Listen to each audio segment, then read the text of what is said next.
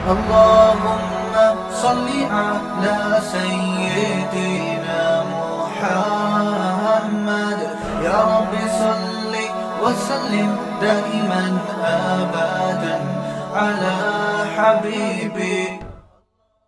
اس میں تو حضرت عمر رضی اللہ تعالیٰ عنہ حدیث کے راوی ہیں. مشہور حدیث جس کو حدیث جبریل کہا جاتا ہے کہ آپ صلی اللہ علیہ وسلم کی محفل میں ایک شخص آیا اور کیا تھا؟ شدید بیاض الثیاب، انتہائی سفید کپڑے اس شخص نے پہنے ہوئے. شدید سواد الشعر، انتہائی سیاہ بال. لا یرا علیہ اثر السفر ولا یعرفہ منا احد. کتنی عجیب بات ہے، کہہ رہے ہیں ہم میں سے کوئی اسے جانتا بھی نہیں تھا لیکن اس پہ سفر کے کوئی آثار تھے بھی نہیں. تو بہت عجیب سی بات ہے یا نہیں ہے کہ ایک بندے کے اتنے سفید کپڑے جبکہ وہ اس محلے کا بھی نہیں، کیونکہ پہلے تو اونٹوں پہ پیدل آتے تھے نا، تو بھائی میلے کپڑے ہوتے ہیں، ہم کہتے ہیں پتہ نہیں کہیں سے کہاں سے آیا ہوگا، مصر سے آیا ہوگا، شام سے آیا ہوگا، کہیں سے آیا ہوگا. وہ لوگ تو سب ایک دوسرے کو جانتے تھے جیسے گاؤں میں جانتے، صدیوں سے اکٹھے رہ رہے ہیں، لیکن کپڑوں کی سفیدی سے لگ رہا ہے بھائی مقامی آدمی ابھی نہا دھو کے آیا ہے، مگر ہم میں کوئی اس کو جانتا نہیں ہے. اور ایسا جوان کہ اس کے انتہائی سیاہ بال، اور نبی سے اتنی بے تکلفی کا اظہار جیسے کوئی پرانا دوست ہو. حتی اسند رکبتیہ الی رکبتیہ ووضع کفیہ علی فخذیہ، اپنے گھٹنے نبی کے گھٹنوں کے ساتھ ملا دیے، ایسے دو زانوں چپک کے بیٹھ گیا، اور اپنے ہاتھ اپنی یا نبی کی ران مبارک پہ رکھ دیے. تو کتنا عجیب منظر ہے. لیکن حضرت عمر فرماتے ہیں ہم میں یہ گویا حدیث کا مفہوم ہے کہ ہم میں ہمت نہیں ہوئی کہ نبی سے پوچھے کہ یہ کون ہے. بھائی دیکھ رہے ہیں بس جو بھی منظر ہے دیکھتے رہو، ہو کیا رہا ہے. بھائی نبی جب نہ اس کو ڈانٹ رہے ہیں نہ اسے کچھ کہہ رہے ہیں، ہوگا کچھ ہمیں نہیں پتا. اور پھر آگے کیا فرماتے ہیں کہ نبی سے سوال پوچھا، یا محمد اخبرنی عن الاسلام، آپ مجھے بتاؤ اسلام کیا ہے. تو آپ صلی اللہ علیہ وسلم نے بتانا شروع کیا، الاسلام ان تشہد ان لا الہ الا اللہ وان محمد رسول اللہ. سب صحابہ بیٹھے ہوئے ہیں، سب یہ منظر دیکھ رہے ہیں، مگر کسی کی ہمت نہیں ہے کہ وہ نبی کی مجلس میں پوچھ لیں. بھئی چپ کر کے دیکھتے رہو کیا ہو رہا ہے. ہم ہوتے 20 دفعہ ہم درمیان میں پہلے اس کو گریبان سے پکڑ کے باہر نکالتے ہیں، تو ہے کون، کس سے پوچھ کے آیا ہے، اور تو پہلے بتا، تو تیرے کپڑوں پہ نہ کوئی اثر ہے، جن تو نہیں ہے کہیں. بھائی دیکھ رہے ہیں کہ جب نبی کچھ نہیں کہہ رہے تو سب سے زیادہ اعتراض کس کو ہونا چاہیے تھا؟ نبی کو. تو نبی ہم سے زیادہ جانتے ہیں، تو جب وہ خاموش ہے تو ہم بھی کیا کریں؟ چپ کر کے بیٹھے رہے، آرام سے خاموشی سے بیٹھے رہے. اور پھر کتنا عجیب منظر کہ گھٹنے نبی کے گھٹنوں مبارک کے ساتھ ملا کے پوچھ رہے ہیں کہ اخبرنی عن الاسلام، آپ بتاؤ مجھے اسلام کیا ہے. تو آپ نے فرمایا اسلام یہ ہے کہ گواہی دو کہ اللہ کے سوا کوئی عبادت کے لائق نہیں اور محمد صلی اللہ علیہ وسلم اللہ کے بندے اور رسول ہیں. وَتُقِيمَ الصَّلَاةَ وَتُؤْتِيَ الزَّكَاةَ وَتَصُومَ رَمَضَانَ وَتَحُجَّ الْبَيْتَ إِنِ اسْتَطَعْتَ إِلَيْهِ سَبِيلًا. رمضان زکوٰۃ دو، رمضان کے روز نماز قائم کرو، زکوٰۃ دو، رمضان کے روزے، اور استطاعت ہے تو حج کرو. فرماتے ہیں اس نے کہا صدقتا، اے محمد آپ نے سچ کہا. حضرت عمر کہتے ہیں ہمیں اور عجیب فعجبنا یسألہ ویصدقہ. بھائی سوال بھی پوچھ رہا ہے اور خود ہی کہہ رہا ہے سچ کہا. یہ تو امتحان لینے کے لیے آیا ہے، اور امتحان کس کا ہو رہا ہے؟ معاذ اللہ پیغمبر صلی اللہ علیہ وسلم کا. بھائی جو سوال پوچھتا ہے وہ یہ تو نہیں کہتا کہ آپ نے جواب بالکل صحیح دیا ہے، اس کا مطلب آپ کو تو پہلے سے پتا تھا، تو پوچھ کیوں رہے ہم سے.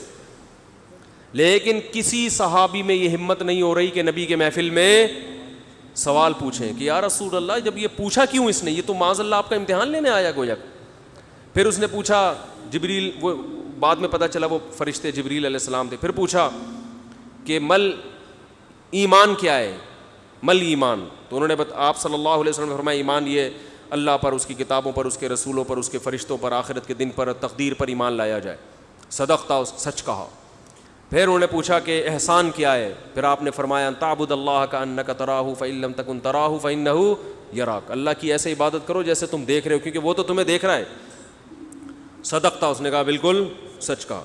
کہا متی الساعہ، قیامت کب آئے گی؟ تو آپ صلی اللہ علیہ وسلم نے یہ نہیں فرمایا لا ادری، مجھے نہیں پتا، کیونکہ آپ کو معلوم تھا کہ جیسے مجھے نہیں پتا سامنے والے کو بھی نہیں پتا. سمجھ رہے ہو؟ یہ کسی کو بھی نہیں پتا.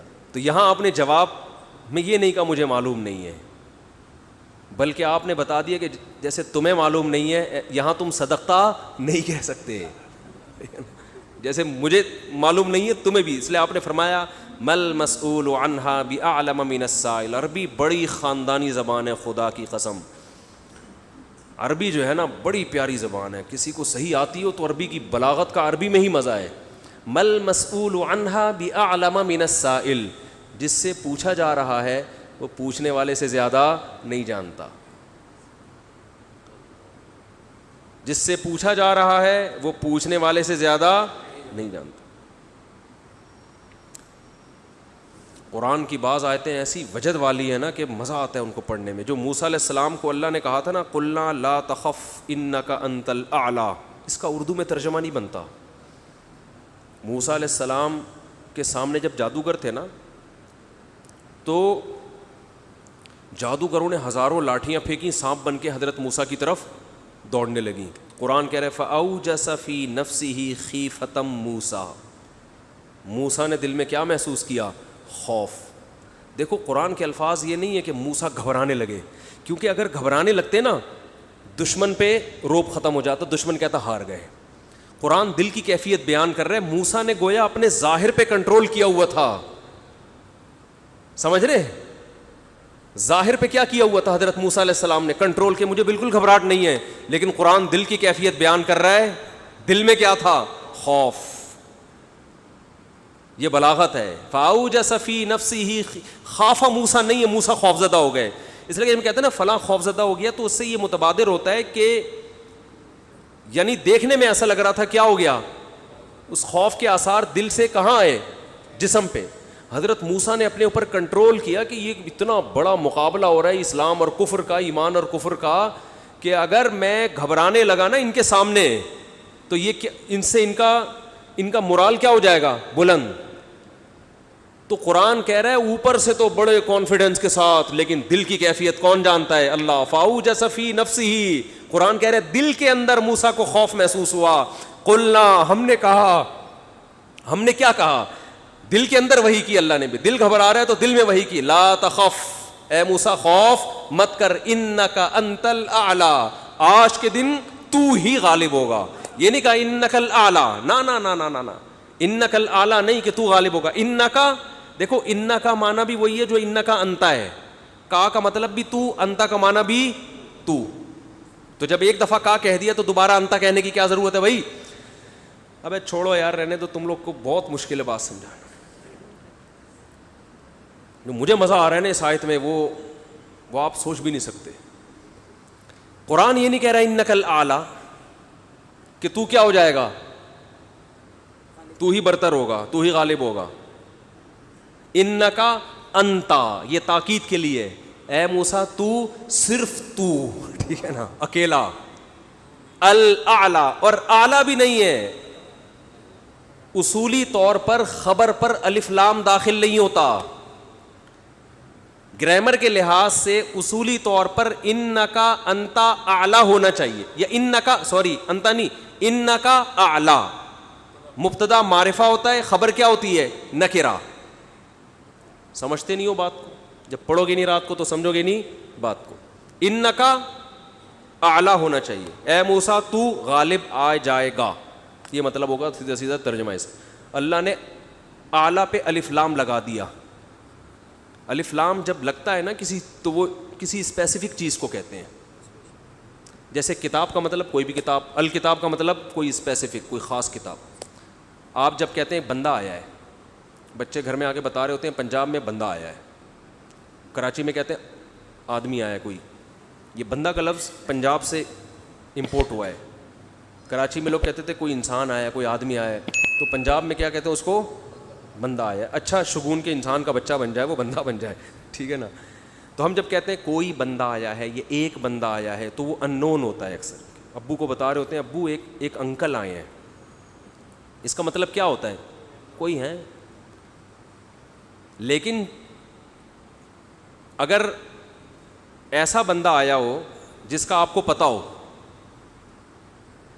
یعنی پہلے آ چکا ہو اور آپ اس کے انتظار کر رہے ہو، وہ اسپیسیفک وہ بندہ آ چکا ہو، تو عربی میں کہیں گے البندہ۔ بندہ عربی کا لفظ نہیں ہے لیکن میں سمجھانے کے لیے، جاء رجل یو سڑے راغلے, یو سڑے کہیں گے نا, یو سڑے راغلے, موقع دے کے بھاگ لے. ایک بندہ آیا ہے, جا الرجل, تو اس کا مطلب وہ ایک مخصوص بندہ ہے جس کا پہلے سے آپ کی کھوپڑی میں تصور ہے. تو قرآن کہہ رہا ہے انکا انت الاعلی. الاعلی کا مطلب کہ جب مقابلہ ہو رہا ہے نا, تو جو شخص برتر آنے والا ہے لوگوں کے ذہن میں گویا کہ اس کا ایک تصور ہے کہ ایک نہ ایک جیتے گا, تو وہ جو جیتنے والا مخصوص شخص ہے, آپ کے علاوہ کوئی بھی نہیں ہے وہ, اور صرف آپ ہی ہو. الاعلی کون ہے آج؟ الاعلی, اعلی نہیں بلکہ الاعلی کون ہے؟ پورا ترجمہ ہو نہیں سکتا اس کا. وہ کون ہے؟ اے موسیٰ صرف اور صرف تو ہی ہے, تو لا تخف, تجھے خوف زدہ ہونے کی ضرورت نہیں ہے. تو کیا بات کر رہا تھا میں, یہ آیت کہاں سے آ گئی؟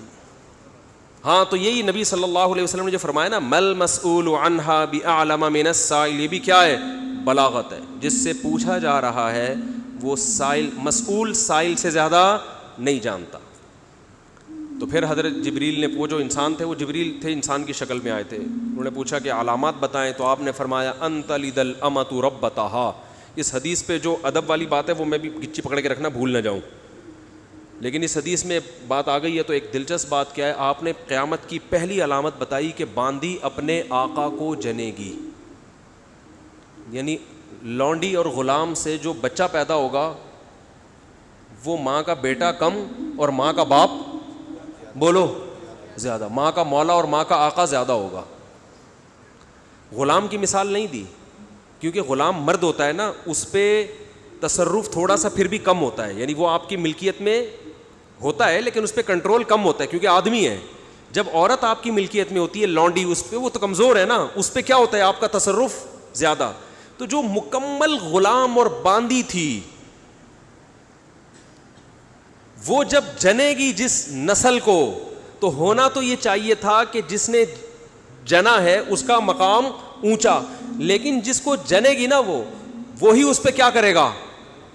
یعنی ماں کا تو ایسا حق ہے نا, ماں کو تو ساری دنیا جانتی ہے نا کہ ماں نے کیسے گود میں پالا, کیسے جنا, اور لوگ ماں کے تانے دیتے ہیں نا.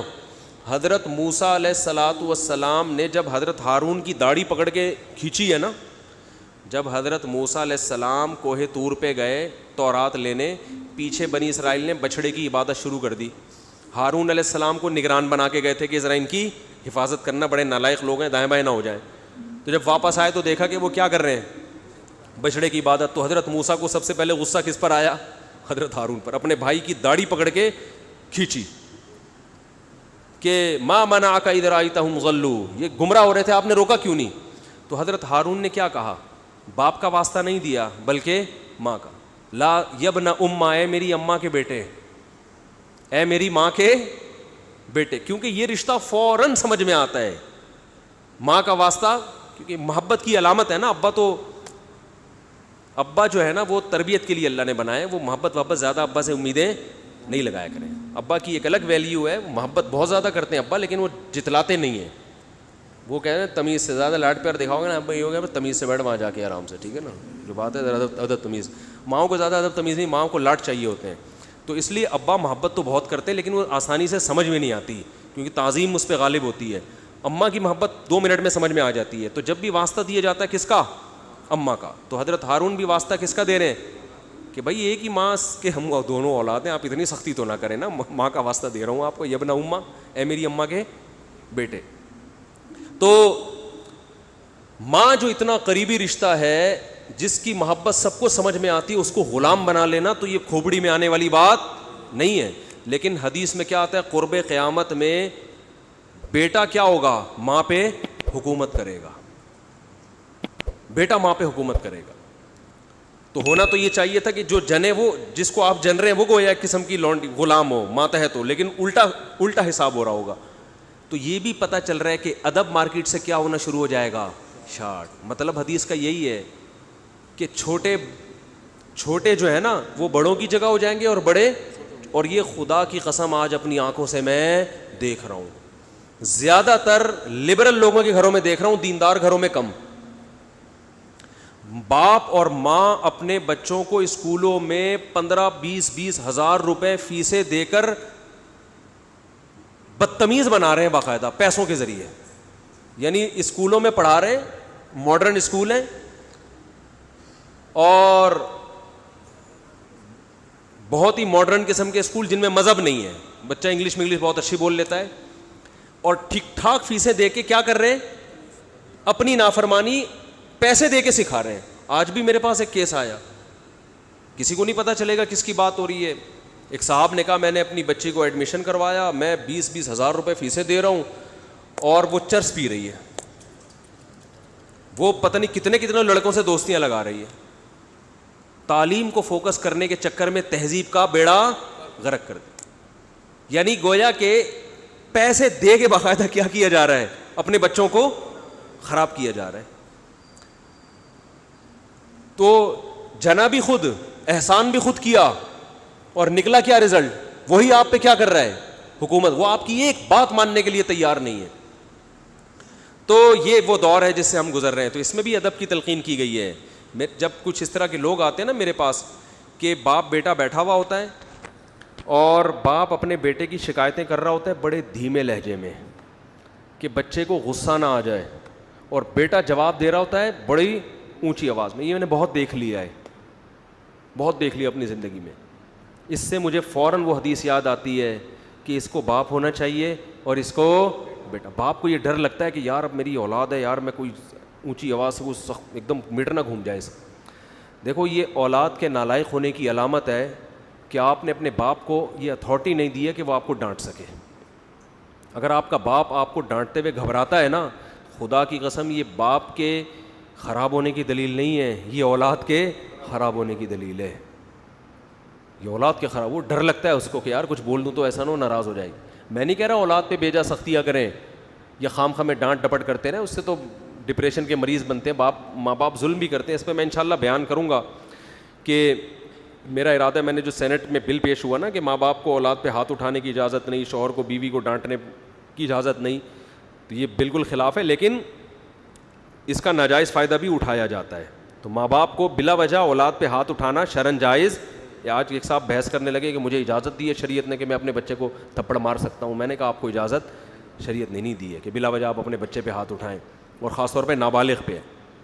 نابالغ کے حقوق اسلام میں بہت زیادہ ہیں. ماں کو اجازت نہیں اپنا غصہ آپ کسی اور پر ہے نکال کس پہ رہی ہے. میں نے ماؤں کو دیکھا ہے, طبیعت خراب ہے, جھنجھلا رہی ہیں, بچے کو پڑھ کے طبیعت سے کوٹ دیا اس کو, وہ بیچارہ. بعض بچے ماں کی چنگیز خان جیسی مائیں ہوتی ہیں, وہ بچے ٹھٹر کے ان کی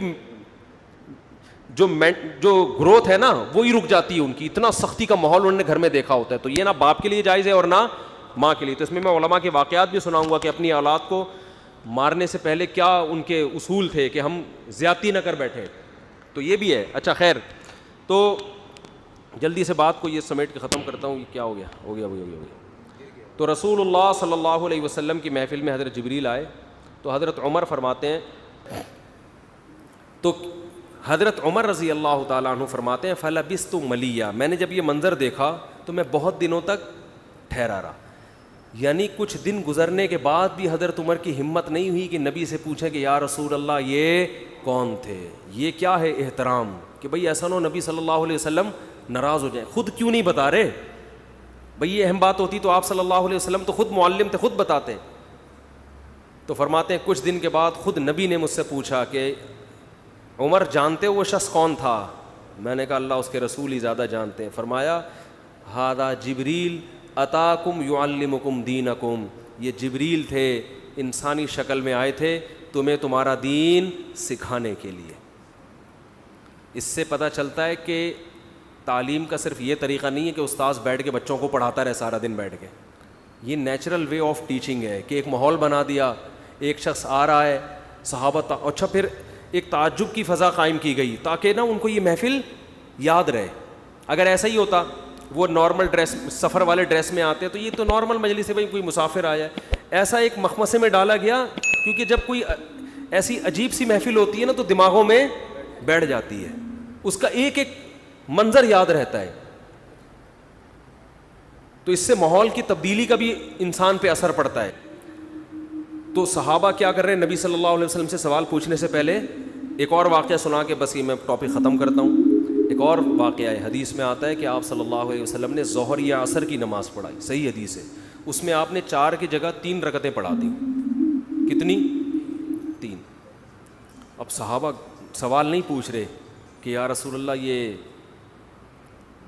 آپ سے غلطی سے ایسا ہوا ہے, کیا ہوا ہے, خوف زدہ. حضرت ابو بکر اور عمر بالکل پیچھے بیٹھے ہوئے ہیں. حدیث میں آتا فہابا ان یتکلماہ, آپ گھبرائے کہ آپ اس بارے میں نبی سے سوال پوچھیں. کیوں؟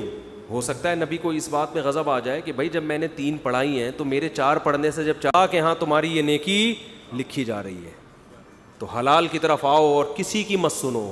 سمجھتے ہو, بائک پہ گاڑی پہ پہلے سے موسٹ وانٹیڈ لکھ کے لگا دو, کسی کی مت سنو. اس میں ٹینشنیں آئیں گی, برداشت کرو اللہ کے لیے. سمجھتے ہو, میں اپنی ٹینشنوں کے قصے سنانا شروع کر دوں آپ پاگل ہو جاؤ گے. آپ کہتے ہو مسا بڑے ہنسی خوشی, اللہ کا شکر ہے ہنسی خوشی زندگی گزری ہے, لیکن بہت ٹف لائف گزاری ہے میں نے, جو اگر میں آپ کو سناؤں تو آپ بولو یار یہ ہو کیا گیا. لیکن یہ کہ بس ایک دفعہ فیصلہ کر لو یار, ہے بس. جو لٹکا ہوا ہوتا ہے نا کم وقت بیچ کا آدمی, کرنے جا رہا ہے پھر ڈر گیا, پھر واپس آ رہا ہے, پھر کرنے جا رہا ہے, یہ اپنی بیوی کو بھی ٹینشن دیتا ہے اور گھر میں بھی ٹینشن کا ماحول, اور کرنا کرانا اس نے کچھ, اور یہ کرے گا تو مرے گا بھی, یا تو پہلی کو لٹکا دے گا یا دوسری کو لٹکا دے گا. تو ایسے بزدلوں کا کام نہیں ہے. سمجھ رہے ہو, پوچھ رہے ہوتے ہیں کر لوں جا کے بیگم کر. آج ایک آدمی نے کہا کہ میں دیکھ رہا ہوں, میں ابھی گھر بیوی کے سامنے دوسری شادی کی بات کروں گا, دیکھتا ہوں ریئیکشن کیسا ہو رہا ہے, اگر برداشت ہو گیا تو کر لوں گا, اگر نہیں ہوا تو. میں نے کہا بھائی تو نہیں کر. میں نے اس کو منع کیا, میں نے کہا تیرے اندر ہمت نہیں ہے, 2 بیویوں کو رکھنا بہت مشکل کام ہے, بہت ٹینشن کا کام ہے, بڑا حوصلہ چاہیے, ہمت چاہیے, ببر شیر جیسی آواز چاہیے اس کے لیے. ڈانٹو تو کانپنے لگے وہ, ورنہ وہ نہیں, وہ مار دے گی. تو بہت مشکل کام ہے, ٹھیک ٹھاک ٹینشن ہوتی ہے اس میں, لیکن پھر بھی میں کہتا ہوں کرو کیونکہ معاشرے کی ضرورت ہے یہ, لیکن دل گردہ پیدا کر کے کرو. آرمی میں بھرتی ہونے کے لیے جاتے ہیں نا, تو جب وہ پوچھیں گے آپ کو میدان جنگ میں بھیجا گیا تو آپ جاؤ گے, تو آپ کیا کہو گے؟ سر بالکل جاؤں. اگر آپ نے انٹرویو میں کہہ دیا اس وقت میں دیکھوں گا سچویشن, اگر ایسا ہوا میں دیکھوں گا حالات کیا ہیں, تو سلیکشن ہوگی. دفعہ ہو یہاں سے, بول نکل مروائے گا. تو فوج میں دیکھا جاتا ہے بھائی دل گردہ ہے یا نہیں ہے. ISSB کے امتحان میں بھی دیکھا جاتا ہے اس میں. اچھا اس میں یہ بھی دیکھا جاتا ہے کہ بحث کرنے کی طاقت کتنی ہے اس میں. بعض لوگ نا بحث ہی نہیں کر پا رہے ہوتے, ایسے منمنا رہے ہوتے ہیں, ہنا رہے ہوتے ہیں, تو ان میں بھی ڈیسیجن پاور نہیں ہوتی.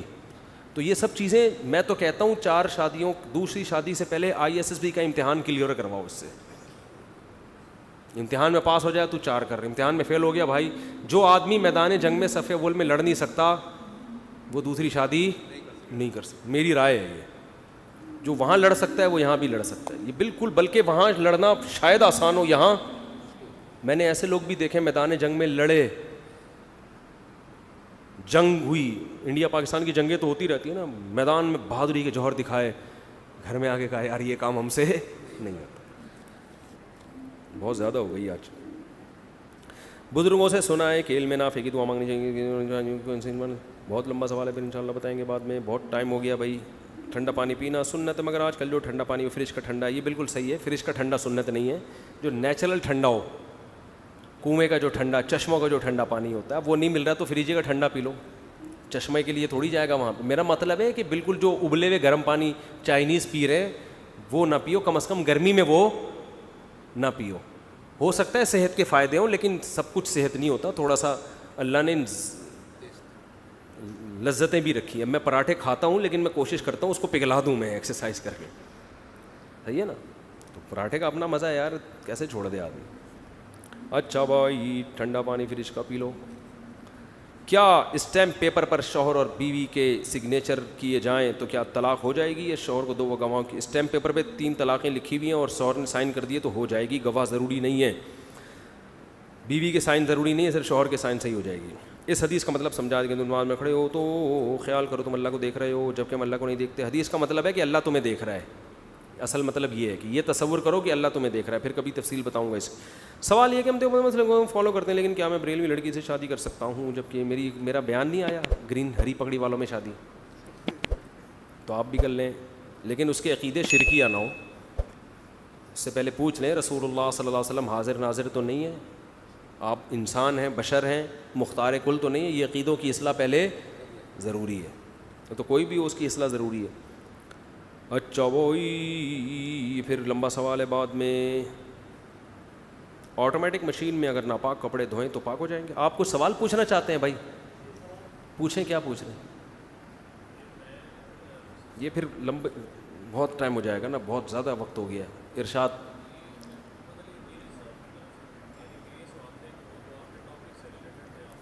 جی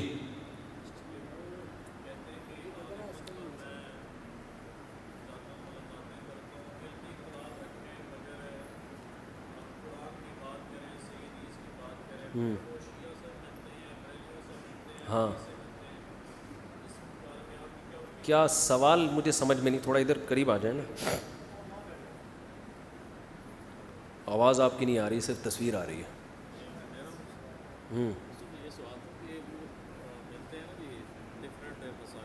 یہ انجینئر صاحب کے پاس سے آئے ہیں تو کچھ سوال کر رہے ہیں انجینئر صاحب کی طرف سے, انہوں نے کہا یہ سوال کرنے کا. اچھا اخپل سوال ہے آپ کا. اس میں وہ بریلوی عالم سے ملتے ہیں, یعنی کہ سعید اسد صاحب سے ملے, پھر جاوید غامدی صاحب سے ملے. جی, انجینئر صاحب غامدی صاحب سے ملے, بریلوی صاحب سے ملے, اور جواد نقوی صاحب ان سے بھی ملے, جواد نقوی صاحب سے. جی میں بات کرتا ہوں قرآن اور صحیح حدیث کی. علمی اختلاف رکھیں مگر ہم یونٹی کی بات کریں. انجینئر صاحب یہ کہتے ہیں کہ ہم قرآن و حدیث کی بات کرتے ہیں, علمی اختلاف تو کریں مگر یونٹی کی بات کریں. جی آگے. اس پر میں کیا کہوں؟ تبصرہ. ماشاء اللہ. وہ کہہ رہے ہیں, میں یہ کہہ رہے ہیں ان کی طرف سے, پتہ نہیں ان کی طرف سے اپنی طرف سے کہہ رہے ہیں, اپنی طرف سے کہہ رہے ہیں. یعنی ان کا کہنا یہ ہے کہ وہ تو یونٹی کی بات کرتے ہیں, اتحاد کی بات کرتے ہیں. وہ کہتے ہیں کہ میں یونٹی کی بات کرتا ہوں, یعنی کہ اچھا, میرا مقصد یعنی میں سب سے ملتا ہوں, بریلوی علماء سے بھی, شیعہ سے بھی, سب سے ملتا ہوں. تو ملنے پر گورنمنٹ کی طرف سے کوئی پابندی نہیں ہے, مل لیں آپ.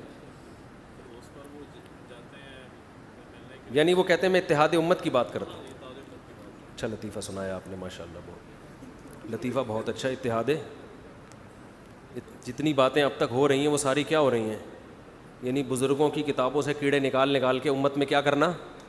ٹھیک ہے نا. مفتی تقی عثمانی صاحب نے بھی کہا ہے کہ احمد رضا بریلوی کا, حضرت حکیم الامہ نے مولانا احمد رضا بریلوی کا بڑا احترام کیا, تو فوراً کیڑا نکال دیا کہ کوئی احترام نہیں کیا. تو اتحاد کی بات تو یہ تھی کہ چلو پہلے نہیں کیا, چلو اب تو شروع کر دیا نا. اتحاد کی بات تو یہ ہوتی ہے نا کہ چلو پہلے اس کو مفنت کا, جو مرضی کا, مگر چلو الحمدللہ, چلو ہم مان لیتے ہیں. دیکھو جب کوئی غلطی کرتا ہے نا, آپ بچے کو سمجھا رہے ہیں کہ یوں نہیں کرو, ایسا نہیں کرنا, اور بچے نے ویسا کیا ہوتا ہے, تو بچہ کہتا ہے کہ میں تو نہیں کرتا, تو باپ کیا کہتا ہے اس کو, چلو ماشاءاللہ خوشی ہوئی سن کے کہ تم, تو باپ کیا کرتا ہے, مٹی ڈال دیتا ہے کہ پچھلی غلطی پہ پردہ ڈالو, آئندہ سے تو نہیں کر رہا. لیکن اگر باپ کی طبیعت میں شرارت ہوگی تو وہ طنز کرنا شروع کر دے گا کہ نہیں تم نے تو کیا ہے, نہیں تم نے تو کیا ہے. تو یہاں سے بچے کے دل میں کیا پیدا ہوگا, بغاوت کے جذبات پیدا ہوں گے. تو ان سے کہیں کہ آپ اگر امت میں اتحاد چاہتے ہیں تو اپنا طریقہ تھوڑا سا چینج کر لیں.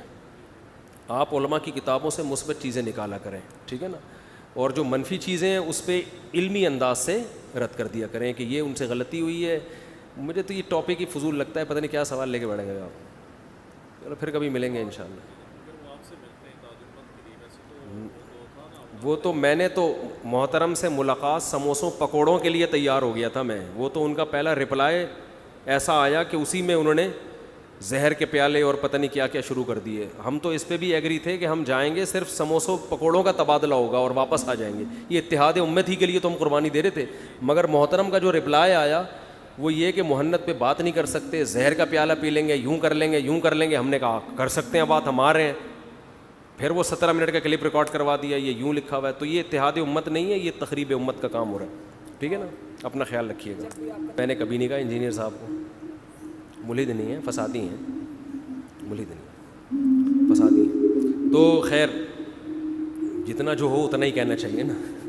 اور یہ جو محترم بار بار کہتے ہیں نا میں سب کو مسلمان مانتا ہوں، سب کو مسلم، اتنے تکلف کی ضرورت کیا ہے؟ جب آپ نے ان کو سب کو شرکی عقیدوں والا کہہ دیا تو مسلمان ماننے کے تکلف کی کیا ضرورت ہے؟ آپ سیدھے سے بولو بھائی کافر ہیں. جو قبر پرست ہے وہ مسلمان ہوتا ہے بھائی؟ جو قبروں سے مدد کا قائل ہو وہ کہاں سے مسلمان ہو گیا؟ تو پھر اس کے پیچھے نماز کیوں پڑھ رہے ہو؟